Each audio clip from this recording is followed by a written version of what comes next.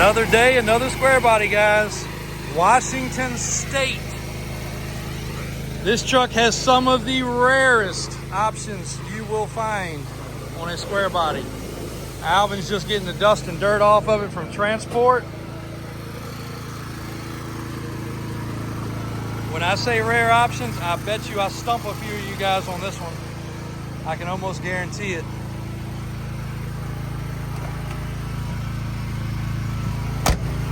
You guys will see it in a short. But another nice West Coast K30 one-ton truck.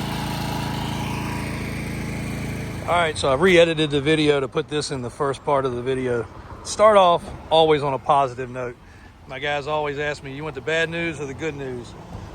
I usually always ask for the bad news. That's just me. That way I end with good news. But since there is a little bit of bad news in the video and a little frustrating parts to it today, I want to go to some good parts. David's going and putting fuel in this. Let me grab that window sticker. David, hang on one second. Let me grab that window sticker. David's going to put fuel in this Jeep here. I'm going to get this window sticker off so it doesn't blow off and glitter. You're good. This Jeep, the customer's truck, is in the shop. He watches our videos thoroughly. He entrusted Brian and Daniel in the shop with his truck all the way from California. All the way from California. He reached out to local shops and companies, which were in turn going to buy product from us. We were going to ship it to California. And he could already tell that it was questionable. Not only was it questionable, but the price was ridiculous. So he said, you know what? I'm going to send my truck. I'm going to send it to these guys. They do this every day. They do it day in, day out. They make the parts there. What better than to have the parts installed by the people that make them? So he flew in just to check on the truck, look at things. Truck's in the shop like it's supposed to be. He said, you know what? I'll make a road trip back home. He said, I saw the video about the cheap Jeep. Cheap Jeep. It kind of rhymes a little bit. He said, it's a nice Jeep. We're going to make a trip. Me and my wife, we're going to drive back home. We'll buy a Jeep and drive home. He said, if not, I got to pay to fly. I got to sit in the airport. So I got to stay at a hotel here and there. He said, I might as well stay in a hotel and drive and have a good time. So not only did he trust in the decision to buy the Jeep, he trusted in the decision with the shop, and he's really happy. There's nothing worse than hearing the horror stories where shops have said, oh yeah, we're working on your truck, everything's great, especially when you're a long distance away. They never expect you to show up. We could tell you so many horror stories about that where people have sent money, and then they go just surprise. They're thinking they're going to be so happy to see their truck, and their truck's sitting back in the weeds somewhere, and nothing's been done. No parts have been ordered in some cases. That's always the excuse. Oh, your money went to parts. Well, show me the parts then. They can't show you their parts. Nor has the truck done anything. So I will tell you, the timelines do get extended sometimes. Sometimes things don't roll into place like they're supposed to. But this man showed up, whereas we've got hundreds of vehicles to work on, and maybe 5 of them are in the shop, and his is in the shop. His is being worked on. It was supposed to be being worked on. And it is, and it's making progress, and he's thrilled. And he's going to head back to California in the cheap Jeep. So that's pretty freaking cool.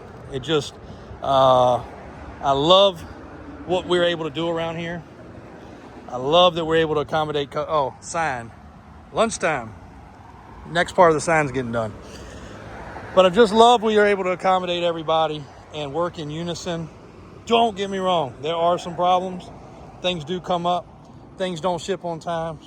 It's hard working with family, but we make it work. And you guys get our word on something, you're getting our word on something. And that's a true testament. Man popped in, sees his truck, sees it getting worked on, thrilled of the progress, and it's going to turn out amazing. And we'll do a video on it. It's an old school 67 to 72 body style, and I'm just going to leave it at that. I want you guys to see it when it's finished. It actually is very similar to one that we own personally. So anyway, long story short, starting off with a good note this morning. Here's the rest of the video. Fummins headed to California. The Fummins Ford. What's a Fummins Ford? A Ford Super Duty with a Cummins motor headed to California. Thrilled about that. That man's gonna be stoked when he gets it because he's been through several bad episodes buying vehicles online and not receiving what he was supposed to. That truck's gonna blow his absolute mind. Talked with the previous owner, told him it was going to California. He's a local guy. He was thrilled, and those two are actually gonna start chit-chatting. And I'm telling you, when they talk and he sees the extent of that truck and its build, he's gonna be blown away. Well, to answer the question, everybody, we are headed to Bloomsburg. We have got the trailers and trucks rigged up. And yes, we are going to Bloomsburg. But we are not going the way we would like to go because we're short on help. Of course, you guys know Raymond is out still due to a heart attack. And we just don't have enough hands or pieces of equipment. And honestly, sometimes we second guess even going to some of these events, even though we do it because people just keep asking and we want to be there. We want to be everywhere we can possibly be. But things just like this, not only the other costs that I've had running through my head this morning, but we keep our equipment in good shape, excellent shape, maintain them, inspect them 2 and 3 times a year, even though they're only due for inspection once a year. But tires and brakes and lights, this morning, everything's perfectly fine with this trailer. We go to use it, battery's dead. Hydraulic tilt, gotta have the battery. Got a jump box. It zapped the jump box because of the motor being so strong. So, having to replace the battery. Okay, that's just maintenance, that's upkeep, but not on the morning where we're trying to load things up. It's frustrating. And we also kind of calculated some cost of things. Hotel rooms, fuel, entry, not considering time off from work, not concerning any people that we have to pay, but just the logistical part of fueling the vehicles, lodging us, fueling the vehicles on the trailer, quick bunch of maintenance on the trailers. It quickly can become a $10,000 weekend in expenses to carry multiple vehicles to an event. And when we used to do boat racing, that was kind of the magic number. Well, I don't want to say racing. We did boat events. We, fuel and trucks and trailers and hotel rooms and entry fees. It quickly also could become 10 grand. Seems to be the magic number, I guess. But when we raced, it was even way more expensive than that. So, SEMA Blazer. Cha-ching! It is going. So you guys can see the Mickey Thompsons in real life. The OBS is going. You guys will be able to see that one in real life. You'll also see a cool different version of this truck, I guess, easiest way to say it, coming very soon. Tires, wheels, and some other things. Just literally got word on that. So this one's a really neat project that was over 20 years in the making, and the coolest part with this truck was we owned it twice. We got it from the original owner. Then his son ended up with it. It got a miniature solid axle conversion, and then it got bigger. And Daniel, Robbie, Drew, everybody that had hands in on this truck, a lot of time and effort with Matt, body and paint guy. You guys come up and look at this truck in person. The chassis, the body, the undercarriage is phenomenal. I mean, this was built to be the award winner anywhere it went. Now, we probably will not enter the show unless they automatically enter us. So we're not going there to actually compete. If they do enter us, then that's on the people at Bloomsburg. But all we have done is signed up to be a display business, have our stuff on display. But this one right here is wild. And the interior is crazy. We'll catch a lot of content on it while we're there, because I know we've skipped over this truck a little bit. I would love to take this just to have it in the background. And if space permits, we may still do that. We're still one vehicle possibility for room. and we'll see how that pans out once we get things on the trailer. I mean, there's so many things we could take. We did a quick count, and like there's, you know, the 6-door excursion would be awesome there. That is another big problem for us. We would love to take like 100 vehicles because a lot of guys are coming from the other side of the country, and that's halfway, possibly. They'll never get a chance to come see us in person. So them being able to see some of this stuff, touch it, feel it, look at it, sure, it is good for business. A lot of the stuff will have the products from Davis Off-Road on it, the steps and the steering and the track bar and other things, and of course different wheels and tires. So guys, we'll be there. We're low on shirts, but we're bringing some. We will have some cups, might even have some koozies, a few other things. But the official announcement, we will be in Bloomsburg. Well, a few people commented because they did see Grimace in the background of a video, and I already did it in a video, but I'll revisit it again. Grimace is off of its tires and wheels because due to the amazing demand, we are out of tires and wheels. So we moved these over to another truck that we were hoping to complete and take to Bloomsburg, and it didn't work out, which is fine.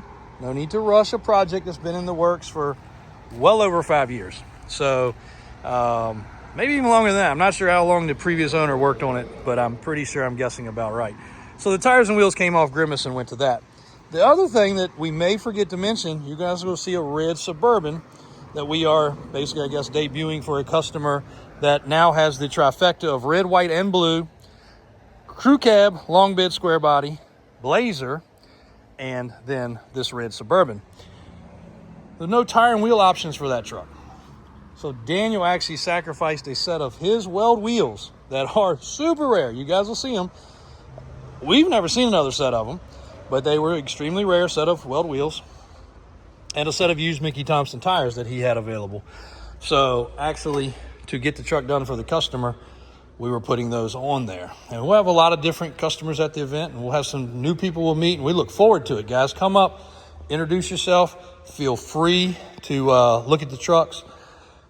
Here's a lot of the stuff we would love to have brought. Some people have asked about the groundhogs. The groundhogs are actually going to go on the 10-door Suburban. Let's go get a set of the 16 wides put on it. But we do have the Pernelli Jones with welds. We do have the Dixie Peck tires, and we have a set of welds for those as well. And then we have several sets of 14s, 6 on 5.5, 8 on 170, then several sets of 16s, which have been stretched, 8 on 6.5, and 8 on 170s. Also a very rare pattern here in 16.5.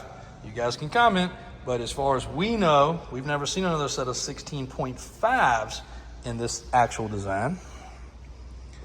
And then I thought about it would just be cool to take a bunch of stuff in boxes so that people could physically come up and see these shipping labels that people still think that somehow we have faked and made turn yellow, that have the shipping dates on them from Weld from 2006. Not that we need to prove anything to anybody, but so many people still poo-poo on different ideas and things that they think, you know, we're just making it up for content. Guys, content is just natural around here. We don't have to make it up. Also a set of 40-inch groundhogs right here that we don't have a decision for yet. So they're kind of up in there what we may do with those. So this is one of the 2 areas that I'm talking about. It is crazy, and David has been over here stacking and organizing just to get this area cleaned out. This had overflow of tires and overflow of wheels. When you're taking and unbolting and rebolting on several sets a day, things change. Somebody comes in, the truck's on boggers, they want Toyos. No problem, we swap it out. Then the tires get piled up. So we've just got to do a little bit better job of organization and keeping things coming in and out. And I feel like we could have took a lot of this stuff and you guys would have loved it. I mean, it's just a countless amount of cool stuff that we do typically use and we do typically keep for people for projects. Even down to like bug shields, vent visors, bumperettes. Let me touch on that real quick. These are bumperettes. They may be called something else, but we call them bumperettes. Now, that becomes from my grandfather to my dad, so I assume somewhere along the way that's what their right name was. If that's different, you guys tell us what else they're called. But we have had several customers kind of do a punch list. A lot of people drop a truck off and say, here's my list. Sometimes 2 and 3 pages long. These are the things I want to customize. These are the things I want to do. Well, we have seen these be called bump stops lots of times. Bump stops would be the part of the suspension. Bumperettes are on the bumper. So we've actually added bump stops. So this one's got a track bar so you can't see it, but there's a bump stop. So right there, a lot of times people put like a red or a yellow or a blue polyurethane bump stop, which we have some of those hoarded away for those that want to do a color undercarriage truck. Matter of fact, I've got some in a house that I haven't lived at since 2005, so 20 plus years now. And me and Daniel went over there not long ago and went in one of the garages that I still maintain stuff in and found some in a drawer in a cabinet. So we've had a lot of stuff we've hoarded away. But these are bumperettes. So if you say bump stops, and it's happened multiple times, that's bump stops. These are bumperettes. So happy to do those. They seem to be really popular recently, and we're adding them to a lot of trucks. We also take them off sometimes. Some people say they don't like them, but really cool. And I guess if you bump something, it would stop you, but it's not a bump stop. This truck now has had a few more punch list items done. We are waiting on some door panels to arrive, and then the windows are tinted. Several other things on the punch list have been done. The trim is done. We fixed a leak. We have done the undercarriage in a textured form. Of course, this truck being reasonably stock didn't need a crazy amount, but it was cleaned up thoroughly underneath and a textured form put underneath of it. Hard to see in here with the low light. And it's going to get a set of Fox shocks, so that's going to be cool. We're going to gather up some cases of water, carry those with us. If you guys are there, stop by. We got plenty of water. Well, one more vehicle's ready, and we will be towing with this vehicle. So if you guys see this thing riding around the fairgrounds area, probably with Blakely, Tabitha, the rest of the crew, this vehicle is towing a rig there. We'll probably catch a video. We're getting ready to load it up. We got banners, we got some shirts, a fan, taking a generator. I think this year we kind of thought everything through. Alvin's putting me together a detailing package. So should be in good shape. We had thought about taking some items for sale, and I've actually gotten very frustrated across the street that we have a whole section, 100 by 40 section of the building that is so full with stuff that we can't hardly park vehicles in it, and that is extremely frustrating. And it's all stuff that guys that are coming to this event would love, and sometimes shipping's a problem. We hand deliver more things than shipping these days because some of the stuff, just remember guys, like let's just take a set of 4 weld wheels. If one gets lost, yes, there's insurance, but you can't replace it. There's not a replacement wheel to be had sometimes in this world. And if it is, somebody doesn't want to part with it. So a lot of times shipping's a problem, so we thought about that, but there's just not enough. There's just not enough time, unfortunately. So we're making the best of it and getting things moved around so we can start getting some things out of the building and on the trailers.